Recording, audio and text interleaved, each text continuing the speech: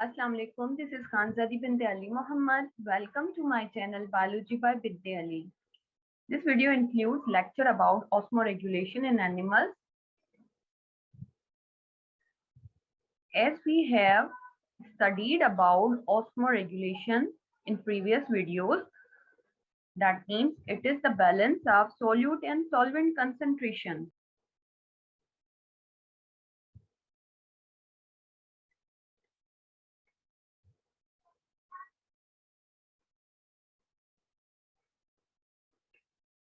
तो ऑस्मोरेगुलेशन क्या है? बैलेंस करना होता है सॉल्यूट और सॉल्वेंट की कंसंट्रेशन को। अब क्योंकि हम पढ़ रहे हैं एनिमल्स के बारे में, so that's why animals are most sensitive living organism that they have to maintain their solute and solvent concentration, otherwise these will not survive. In previous videos we have learned about different solution that if animal cell placed in hypotonic solution, what will happen.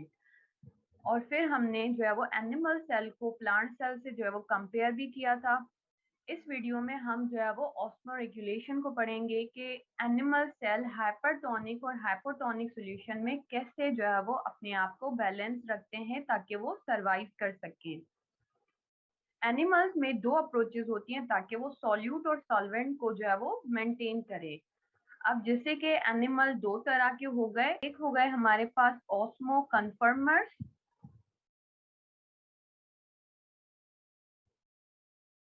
जबकि second हमारे पास है osmo regulator.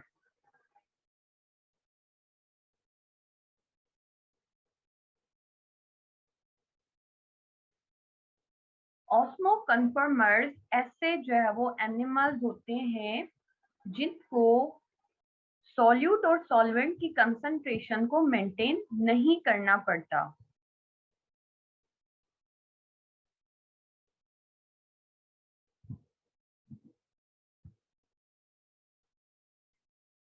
Osmo conformers को solute और solvent की concentration को balance नहीं करना पड़ता। अब क्यों नहीं करना पड़ता?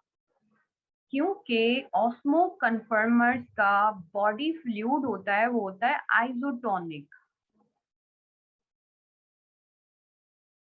और आइसोटोनिक हम प्रीवियस वीडियोस में जो है वो पढ़कर आए हैं। ऐसा सॉल्यूशन जिसमें सॉल्यूट और सॉल्वेंट की कंसंट्रेशन इक्वल हो एक्सटर्नल और इंटरनल इन्वायरमेंट में।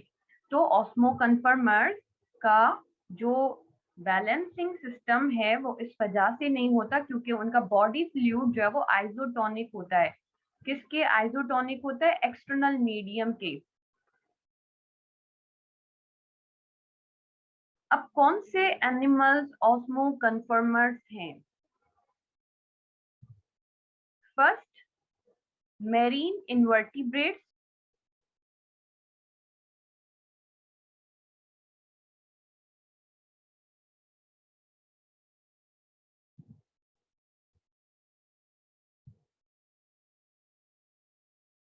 अब मेरीन इनवर्टिब्रेट्स में हमारे पास जो है वो जैसे कि फाइलम मोलस्का के जो है वो कुछ लिविंग ऑर्गेनिजम्स आ जाते हैं, जैसे कि ऑक्टोपस हो गया, सीपिया, लॉलिगो, स्क्वैड, ये सारे जितने भी एनिमल्स हैं ये मेरीन इनवर्टिब्रेट्स हैं, ये ऑस्मो कन्फर्मर्स हैं।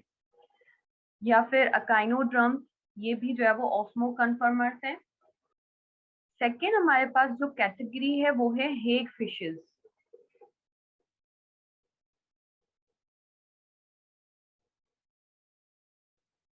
तो ये ऑस्मो कन्फर्मर्स से। अब ऑस्मो रेगुलेटर्स क्या हैं? ऑस्मो रेगुलेटर्स ऐसे लिविंग ऑर्गेनिजम्स हैं जिनको सॉल्यूट और सॉल्वेंट की कंसंट्रेशन को बैलेंस करना पड़ता है, यानी कि दे नीड रेगुलेशन।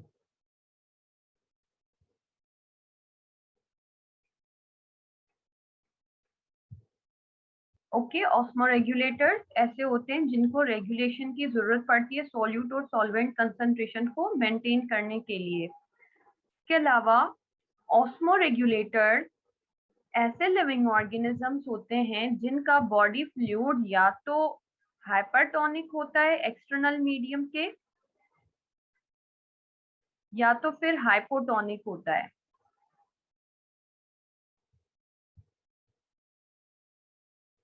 तो ये दो जो है वो मतलब इनका बॉडी फ्लूइड हो सकता है और इसी वजह से इनको मेंटेनेंस की जरूरत पड़ती है। ऑस्मो कन्फर्मर्स को जरूरत क्यों नहीं पड़ रही थी, क्योंकि ये थे आइसोटोनिक। मगर ऑस्मो रेगुलेटर्स को क्यों जरूरत पड़ी है, क्योंकि इनका बॉडी फ्लूइड क्या है, या तो हाइपरटोनिक है या तो फिर हाइपोटोनिक है।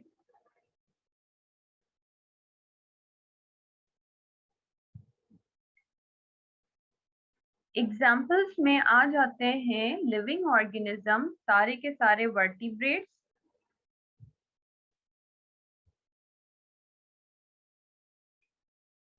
इनवर्टिब्रेट्स, एक्वेटिक भी हो सकते हैं और टेरेस्ट्रियल भी हो सकते हैं।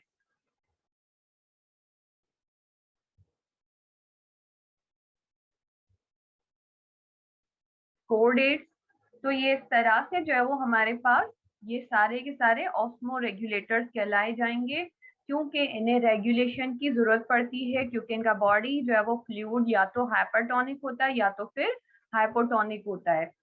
ये वर्टिब्रेट्स और इनवर्टिब्रेट्स दोनों की ही कैटेगरीज में हो सकते हैं। आई होप कि ये लेक्चर क्लियर होगा। फिर भी कोई कंफ्यूजन है तो आप कमेंट में क्वेश्चन कर सकते हैं।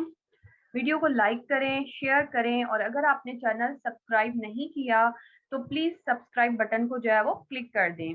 अल्लाह हाफिज।